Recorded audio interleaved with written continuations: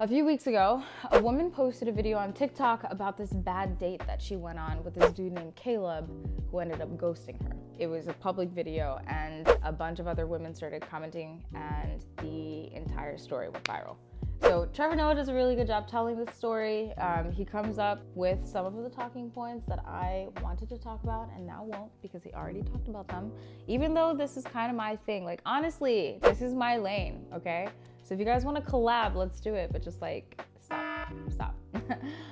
Anyway, the story goes viral. All kinds of women are saying that this dude, Caleb, did the same thing to them. And then on top of that, other people started to hop on the story, sharing their experiences about how shitty ghosting is, but not necessarily like about Caleb. It all kind of came together and ended up having like 108 million views on the hashtag West Elm Caleb. So it all started spiraling and kind of went too far. Caleb died. I'm just kidding, he didn't die. Don't use that on its own. He did essentially though fall off the face of the internet. And he had to make himself disappear because along this whole storytelling process that went viral, someone decided to share Caleb's personal information. His full name, his LinkedIn, where he worked. And the wild part about all of this is that West Elm Caleb apparently isn't even the Caleb that the original TikToker was talking about. Her Caleb was like some other Caleb. And I don't know like which Caleb is which, but luckily it doesn't matter to get to the moral of the story, right? The moral of the story goes back to critical thinking. We are using dating apps.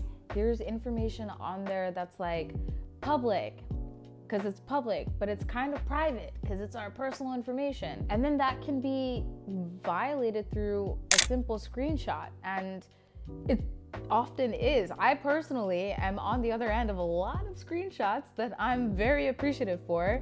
But I mean, like, where do we draw the line?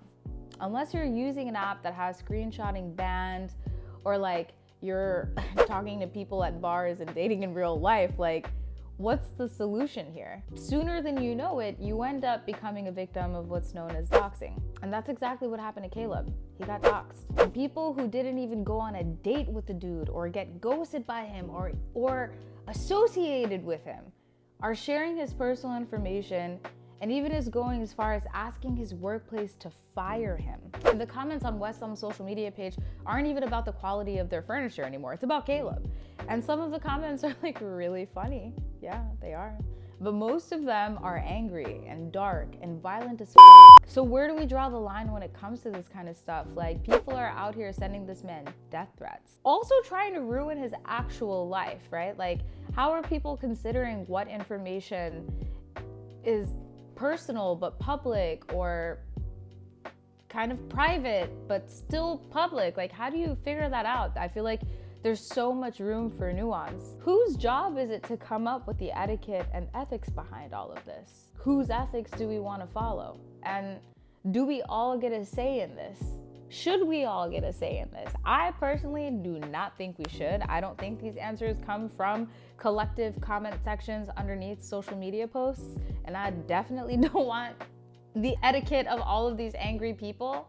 But it all goes back to what I've shared in the previous episodes about digital media systems and how they end up perpetuating the havoc and the chaos that end up having life-threatening consequences for people, all because we wanted to share a funny story about a shitty date. So this week, I want you all to think about the questions that come up for you after learning about this.